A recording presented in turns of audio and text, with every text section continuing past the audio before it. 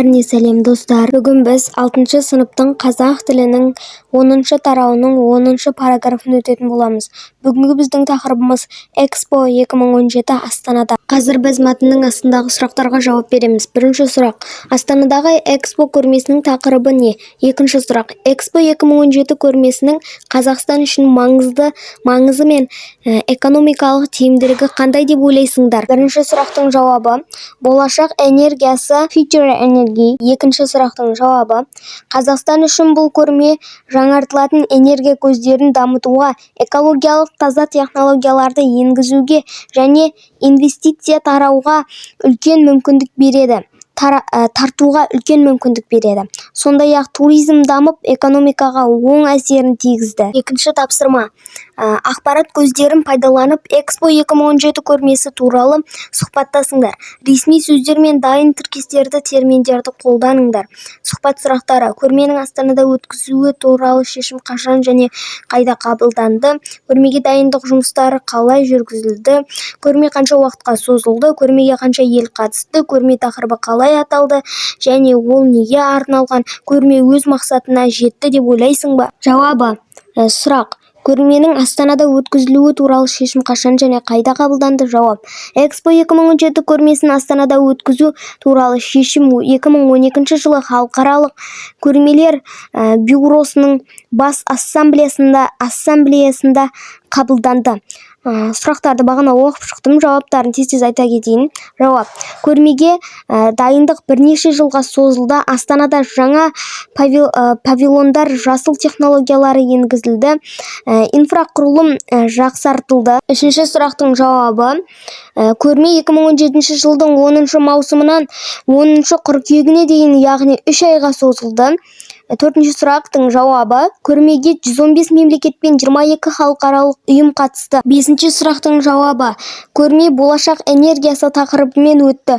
Оның негізгі мақсаты жаңартылатын энергия көздерін дамытуға, экологияны қорғау. Алтыншы сұрақтың жауабы: көрме жаңартылатын энергия көздеріне деген қызығушылықты арттырып, жаңа технологияларды таныстыруға мүмкіндік берді. Үшінші тапсырма: төмендегі жаңа технология жетістіктерін кестеге жазыңдар. Осы тізімді өздерің жалғастырыңдар. Атауы, сипаттамасы, ұқсас технологиялар, олардың артықшылығы. Жауабы: атауы деген жерге Currey LED Streets. Сипаттамасы: күн энергиясымен жұмыс істейтін көше шамдары. Ұқсас технологиялар: қарапайым көше шамдары. Олардың артықшылығы: 50% энергия үнемдейді, 30% жарықты артық береді. Атауы: сағатқа орнатылған флеш-карта. Сипаттамасы: сағатқа кіріктірілген USB құрылғысы арқылы ақпарат тасымалдау. Ұқсас технологиялар: қалыпты флеш-карталар. Олардың артықшылығы: оңай тасымалданады, әрдайым қолжетімді. Атауы: оқ өткізбейтін күртеше. Сипаттамасы: жеңіл бірақ жоғары қорғаныс деңгейіне ие. Ұқсас технологиялар: қарапайым бронежилеттер.